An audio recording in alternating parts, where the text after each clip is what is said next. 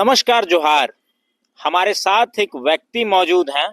इनके बारे में पहले मैं आपको बता दूं, इनका नाम है डॉक्टर देवेंद्र जी। डॉक्टर देवेंद्र जी चर्चाओं के केंद्र में मीडिया की सुर्खियां इसलिए बने थे क्योंकि इन्होंने जो हिंदू धर्म में कहा जाता है एक पवित्र पुस्तक रामचरितमानस, उसकी एक प्रति जला दी थी। उसको लेकर के इनके ऊपर एफआईआर हुआ, जेल गए। जेल के बाद फिर वापस आए।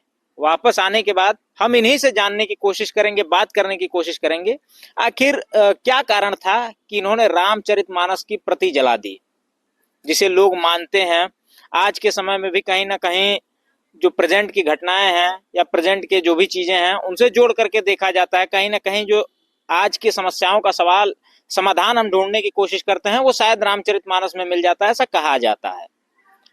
और फिलहाल एक ताजा मामला अगर बात की जाए, धार्मिक आस्थाओं को ठेस पहुंचाने का मामला तिरुपति बालाजी के मंदिर से निकल करके आता है, जहां वहां जो प्रसाद में लड्डू मिलते थे उस लड्डू में गोमांस या फिर जानवरों की चर्बी टाइप का, जैसे उसका घी वगैरह, इनसे वो चीजें बनती थी। तो कहीं ना कहीं जितने लोग भी गए सभी अपवित्र हो गए हैं। इस पर भी हम बात करेंगे।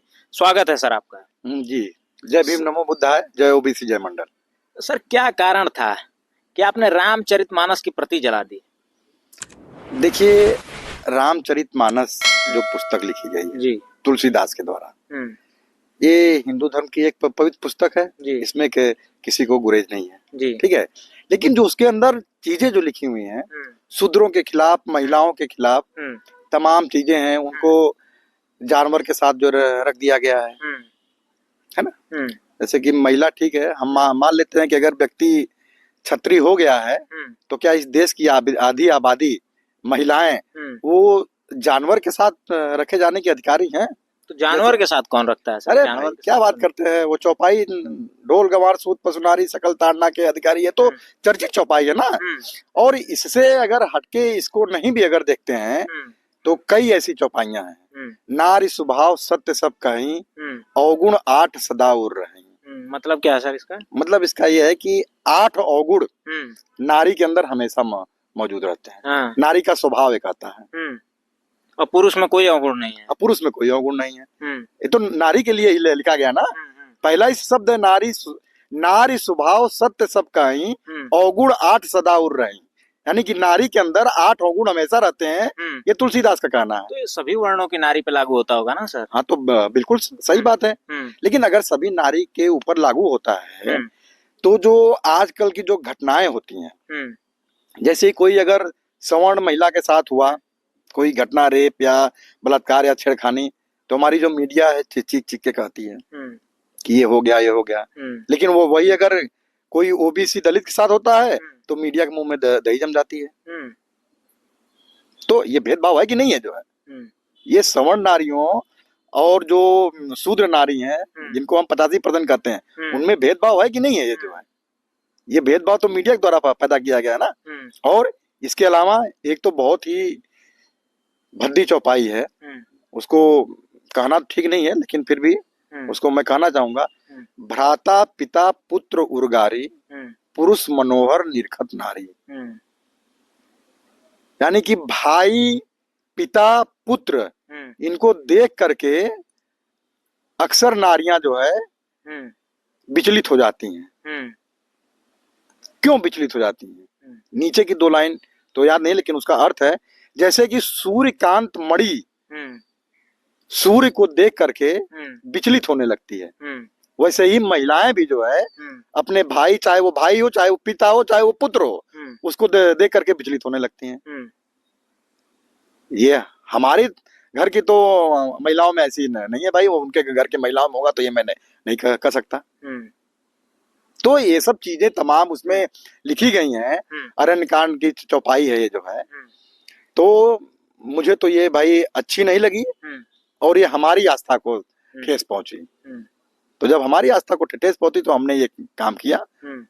अच्छा, आपकी आस्था को ठेस पहुंची तो आपने जला डाला है? बिल्कुल, क्यों नहीं भाई। तो क्या लगता है कि एक प्रति को जला देने से आपकी जो आस्था को ठेस पहुंची थी, आहत हुई थी आपकी आत्मा, क्या वो सही हो गई? फिर सारी चीजें फिर चलने लगी? हम जब जेल में थे तो हमें सुनने में आया जो है कि इन्होंने, गीता प्रेस वालों ने ताड़ना का अर्थ बदल के शिक्षा कर दिया है। अच्छा। अब इतना तो परिवर्तन आया भाई जो है।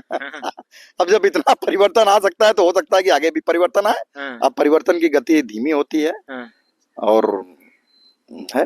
तो ढोल गंवार शूद्र पशु नारी सकल ताड़ना के अधिकारी, ताड़ना का अर्थ अगर गीता प्रेस वालों ने बदल करके शिक्षा कर दिया तो क्या सर ढोल जो है वो पढ़ सकता है, पशु पढ़ सकता है? अब ये तो गीता प्रेस के लोग बतावें, जो इस चौपाई को छापते हैं, जो इसका अर्थ जो बदले हैं वो इसका अर्थ बतावें कि ढोल पढ़ सकता है कि नहीं, गमार पढ़ सकता है कि नहीं। खैर गमार तो एक आदमी आ गया, व्यक्ति आ गया, वो तो पढ़ ही सकता है। पशु पढ़ सकता है कि नहीं, अब ये गीता प्रेस को बताना चाहिए। और मेरे हिसाब से तो अगर उन्होंने ताड़ना का अर्थ से शिक्षा कर दिया है तो इनको जो है जितने शिक्षण केंद्र हैं सबको ताड़ना के केंद्र कर देना चाहिए। ताड़ना केंद्र लिख देना चाहिए सीधा शिक्षा की जगह पे। अरे भाई जब ताड़ना का पर्यायवाची से शिक्षा बन गया है तो भाई फिर से शिक्षा का पर्यायवाची तो ताड़ना है ही फिर जो है। अच्छा एक चीज बताइए, जब एक प्रति जला देने पे इतने लोगों की भावनाएं आहत हो जाती हैं कि आपके खिलाफ एफआईआर करा देते हैं, आपको जेल भिजवा देते हैं, तो हालिया जो मामला अभी हुआ है तिरुपति बालाजी के मंदिर में, वहां तो समस्त देशवासियों की जो आत्मा है वो आहत होनी चाहिए। वहां एफआईआर केस जेल भिजवाने वाला काम अब तक क्यों नहीं हो पाया है? ये होगा भी नहीं ना, क्योंकि ये तो उन्हीं लोगों ने किया होगा ना। देखिए मंदिर है, कोई छोटा मोटा मंदिर नहीं है। तिरुपति बालाजी जो बड़े मंदिर होते हैं उनका एक ट्रस्ट होता है और उनके ट्रस्टी होते हैं, और ट्रस्टी के अनुसार बाहर के प्रसाद की दुकानें लगती हैं जहाँ से लोग प्रसाद खरीदते हैं जो है। तो ये सब उन लोगों को पता होगा। और जब आज ये पकड़ाया है तब हम लोग चर्चा कर रहे हैं ना, ये कब से चला आ रहा होगा, इसका कोई प्रमाण तो है नहीं। और बहुत से लोग कहते हैं, यहाँ तक कि मुझे सुनने में आया कि चर्बी मिलाने से टेस्ट बढ़ जाता है। हाँ, सुनने में मुझे आया है कि चर्बी मिलाने से टेस्ट बढ़ जाता है। आप कभी कबाब वबाब खाने जाइए जो है तो उनसे पूछिए तो बताएंगे आपको कि 60% जो है चिकन या मटन रहता है, बाकी 40% बीफ का चर्बी या तमाम चीजें। इनडायरेक्टली तो सभी लोगों ने बीफ खा लिया है। हाँ, खा तो लिया ही है, तो सबने खाया है जो है। तो फिर से अब शुद्ध कैसे, पवित्र कैसे होंगे? हाँ, तो उसका भी तरीका अभी कल मेरे पास एक वीडियो आया, एक शंकराचार्य जी बता रहे हैं कि गोबर में जो है दही और काजू बादाम जितनी चीजें हैं इसको मिला करके खा जाइए और आप जो शुद्ध हो जाएंगे। हाँ, ये है, मैं वीडियो आपको भेज दूंगा जो है। तो वो लोग जो है क्या मतलब बीफ वगैरह खाते हैं और इसी तरह शुद्धि कर लेते हैं? अब लगता तो ये यही है हमें जो है।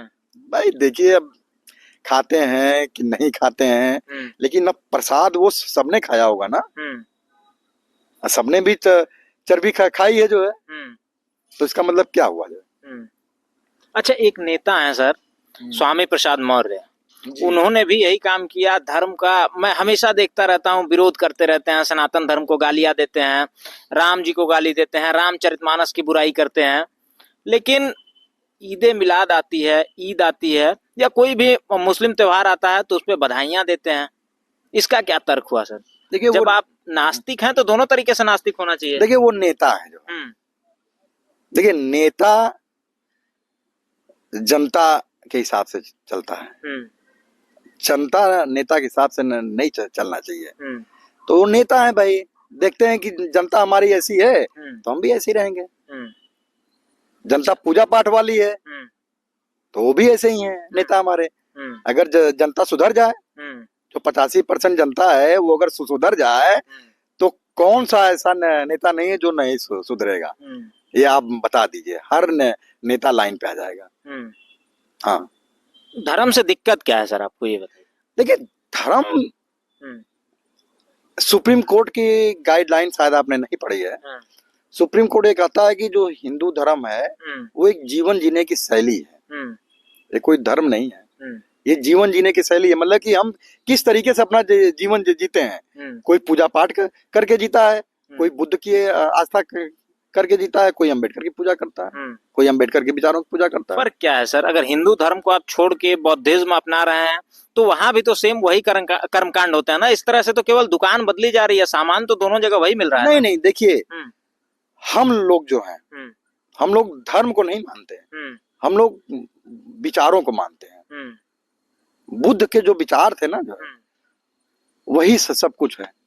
बुद्ध का विचार था समता, समानता, प्रज्ञा, करुणा, ये उनका विचार था। जो है उनका ये विचार जो नहीं था कि नारियों को प्रताड़ित करते रहिए, शूद्रों को प्रताड़ित करते रहिए, ये उनका विचार नहीं था। उनका विचार था सबको एक समान जो रखना, सबको शिक्षा का अधिकार था। ये अगर ये जो लाइनें सब लिखी गई हैं, इनके हिसाब से तो नहीं है कि हमारे यहाँ जो शिक्षा का अधिकार है। क्योंकि हम जब जेल में थे तो मध्य प्रदेश में एक घटना हुई थी, एक परवेश शुक्ला नाम का आदमी ने एक आदिवासी पे पेशाब कर दिया था। जो है तो ये क्या है, ये क्या है भाई? वहां तो बीजेपी की सरकार है ना, मध्य प्रदेश में पहले भी रही, अभी भी है। तो ये क्या है? एक आदिवासी के ऊपर पेशाब कर देना, व्यक्ति एक संवैधानिक चीज है, तो एक आदिवासी के ऊपर आप जो पेशाब कर रहे हैं, यानी कि आप जो संविधान की भावनाओं को ठेस पहुंचाते हैं। और संविधान के अनुच्छेद 17 में ये लिखा गया है कि अस्पृश्यता का अंत कर दिया गया है, अस्पृश्यता का खत्म हो गई है, लेकिन कोई मानता नहीं है। अच्छा, जेल में जब आप थे, जेल यात्रा थी, वहाँ का एक्सपीरियंस आपका कैसा रहा? कुछ अनुभव साझा करना चाहेंगे? कैसी दृष्टि से देखा जाता था? साथ में और जो कैदी थे वो कैसा व्यवहार आपके साथ करते थे? जेल प्रशासन कैसे व्यवहार करता था? देखिए, जेल प्रशासन क्या है, जेल प्रशासन तो सरकारी महकमा है, वो तो सरकार के हिसाब से काम करेगा। लेकिन कुछ अपने समाज के लोग, अधिकारी वहां पर थे, जब वो इसको सुने जो है, तो वो लोग भी मिलने के लिए व्याकुल होते थे कि आखिर कौन है जो ये काम जो है करके आया है। जब वो हमारे विचारों से अवगत हुए जो है, तब उनको लगा कि हाँ, ये व्यक्ति है कुछ क्रांतिकारी टाइप का आदमी जो है। भाई मुझे क्या है, मैं डॉक्टर हूँ, पैसा कमाता, बीवी बच्चे हैं मेरे जो है, पढ़ाई कराता उनको भी जो है, क्या जरूरत हमें पड़ी थी जो जेल में जाने की। लेकिन हम तो समाज के लिए हमने जो काम किया, और शायद हमें लगता है कि हमारा समाज आगे आने में जो है हमारा साथ खड़ा रहा। हमारा समाज जो है पूरे समय, साल भर जितने भी लोग थे, समय से या पैसे से, जैसे भी, पैसे से तो नहीं जो है, समय से, सहयोग से, जैसे भी उन्होंने सहयोग किया, मैं उसका आभार मानता हूँ। और मैं जेल में भी मैंने अपने काम को रोका नहीं। मैंने भी वहां पे जो हाथ में लोग धागा बांधते हैं, वहां पे मैं 45 लोगों का धागा कटवाया जो है। हाँ। अच्छा, इससे क्या होगा सर? धागा वगैरह कटवा देने से, ये चीजें कर देने से क्या उनकी जो स्थिति है उसमें परिवर्तन आएगा? देखिए, आदमी धागा बांधता है, वो क्यों बांधता है? जब वो ब्राह्मण जो बांधता है तो एक मंत्र पढ़ता है ना, एन बलो बद्धी राजा दानवेंद्रो महाबल, यही मंत्र है ना। तो जब वो उससे प्रभावित हो कि उसने धागा बांधा जो है, तो उसने हमारे विचारों से प्रभावित होकर उसने धागा काटा, यानी कि उसके अंदर परिवर्तन आ रहा है। परिवर्तन तो हो रहा है ना। धागा बांधने न बांधने से, धागा तो एक गुलामी का प्रतीक है। धागा एक गुलामी का प्रतीक है। जैसे मैंने दानवों के राजा बाली को धर्म के धागे में बांध करके उसको अचलायमान कर दिया था, वैसे ही मैं तुमको भी इसी धागे से बांध करके अचलायमान करता हूँ। कहा हम अचलायमान होने के लायक हैं? हम कोई काम धंधा नहीं करेंगे? धर्म की रक्षा के लिए हाँ हम ही बने हैं। मैं इंजीनियर, डॉक्टर जो नहीं बनूंगा। उनके बच्चे जो विदेश जाके पढ़ते हैं, और हमारा बच्चा क्या जो है ऐसे रह जाएगा जो है। अच्छा, क्या आप संदेश क्या देना चाहते हैं? आखिरी सवाल मेरा आपसे रहेगा कि इसके माध्यम से आप संदेश क्या देना चाहते थे समाज को?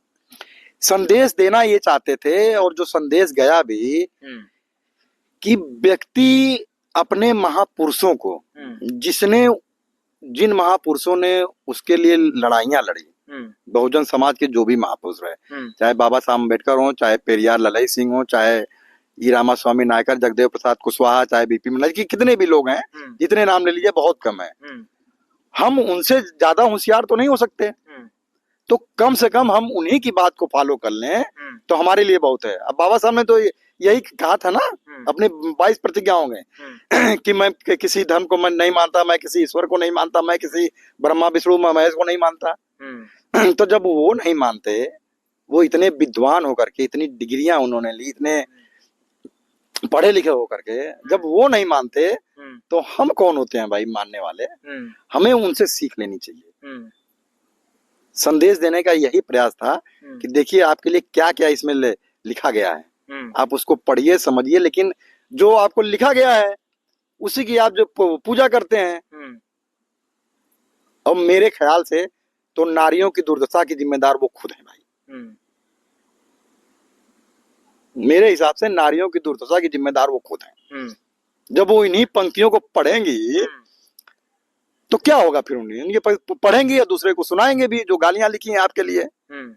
नारियों में तो सर हमारे अंदर भी दिक्कत है ना, हम खुद उनको जो है प्रतिनिधित्व तो नहीं देने का काम करते हैं, हमेशा दबाते हैं, वो अवसर नहीं देते हैं। आप खुद बताइए, क्या हम रात के 10 बजे 11 बजे तक घूम सकते हैं? हमारी मेंटेलिटी ऐसी है कि हम अपने घर की महिलाओं को, बहनों को रात के 10 बजे 12 बजे तक अकेले घूमने देंगे? हमारी बहनें तो जाती हैं गाड़ी से भाई।